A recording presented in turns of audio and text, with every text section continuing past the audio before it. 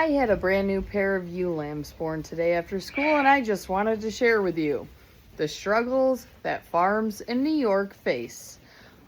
It is March 26th, and we have a measurable amount of snow on the ground. Exhibit A. It started, a few nights ago, and it accumulated mostly over tonight, and it does not make me happy because I would love nothing more than to send all of my little minions out to graze something that's not this barn. I don't like keeping my newborn lambs on a bedded pack. Unfortunately, we lambed so early this year that I don't have a choice right now. However, because we are planning on implementing solar grazing contracts, this was what I needed to do to make sure that once we send them out, those lambs are well started and those moms know what they're doing. Anyway, back to my newborn babies. So it is cold, and it is going to be cold as hell overnight. So I can't verify that one of these lambs has nursed because I've not yet taken weights on them because I work a full-time job and I had to finish my sub plans after school because I have a doctor's appointment tomorrow, and I had a very sick child after school.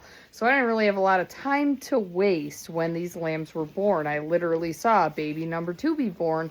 I never saw baby number 2 nurse. I came down here after we got our children into bed, and I noticed that baby number 2 was, first of all, not with mom. Second of all, I put baby number 2 with mom, and it wasn't really doing anything. It automatically laid down. So I stayed in here, was observing the other lambs just to make sure everybody knew what they were doing and didn't appear to be starving. And I noticed that the mom, who had previously been laying down when I put baby number 2 in, had gotten up and was pawing baby number 2. In sheep speak, that means you need to get your butt up and you need to nurse. That is their instinct, is I need to paw you so you don't just continue to sleep because you have no energy because you haven't eaten anything. This baby promptly stood up, turned around, walked a few steps, laid back down.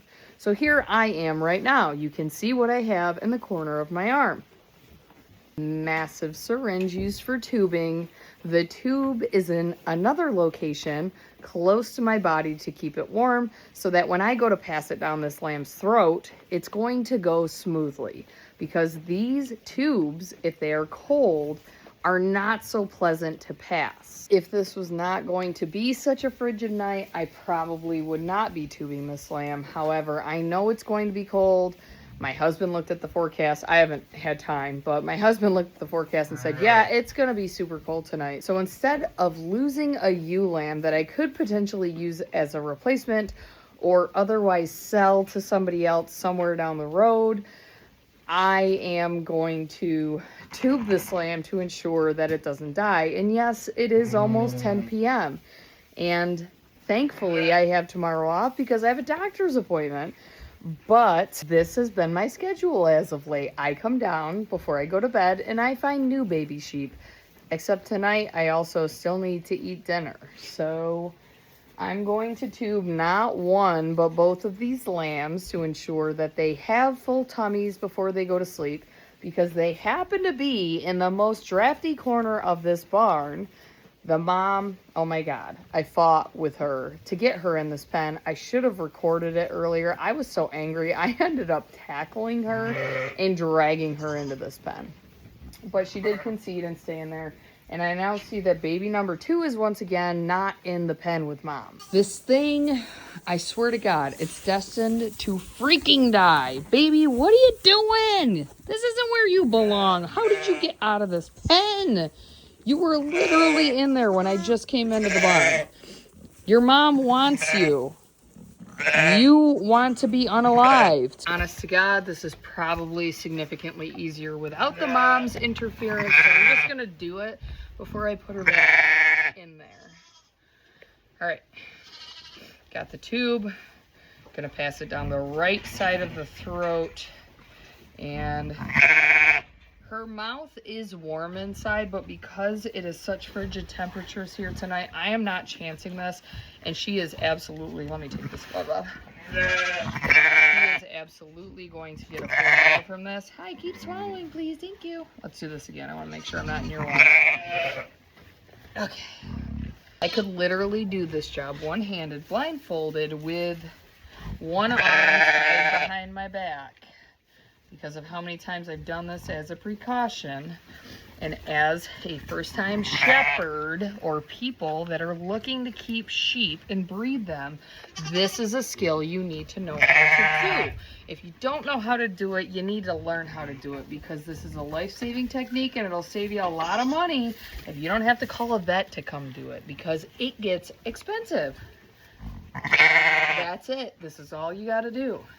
You got to make sure you put it down in the right spot. In all the times that I've done this, and I wasn't super experienced when I started in 2018, but the first tube I placed was March 2018.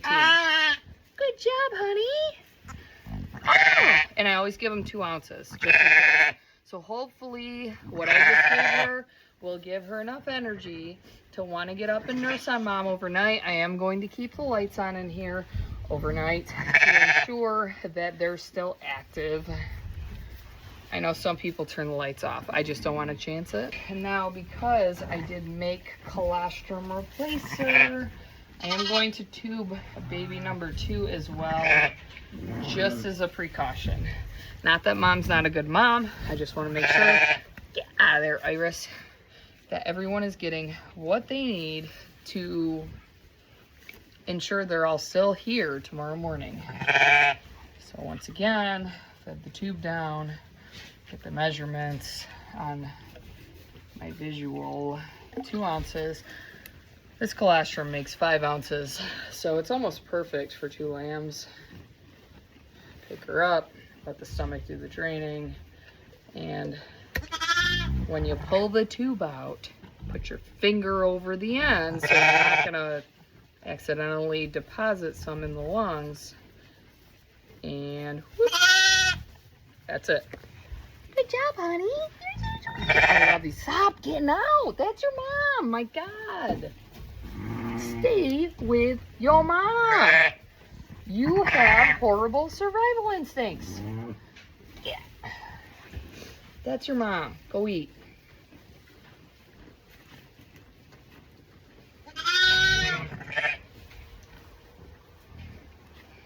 I might stay here for a few more minutes because for some reason she didn't like her mom. Go! Do you hear her calling to you? She's not pushing you away. Darwinism is telling me that you need to be unalived. Why would you do that? She's even pawing the ground for you. Go. That's your mama. Sometimes you get moms that reject babies. You don't get babies that reject moms. For God's sakes. All right, I concede. Because of that baby's behavior, I'm going to turn the lights off. Because as soon as it stood up, it beelined for those cattle panels. And I think if I turn the lights off, maybe it'll stay with mom and baby. And when it wakes up in the morning, it will magically have an epiphany that it needs to stay there and nurse off of mom. I hope. I still also just want to add that I'm really ticked off at Mother Nature right now, because why? We had a hard enough winter as it was. I don't really need the snow on the ground right now. I want my lambs outside. I want to move them to the solar contract as soon as possible. Those of you that have green grass growing and can graze animals, I am so jealous right now.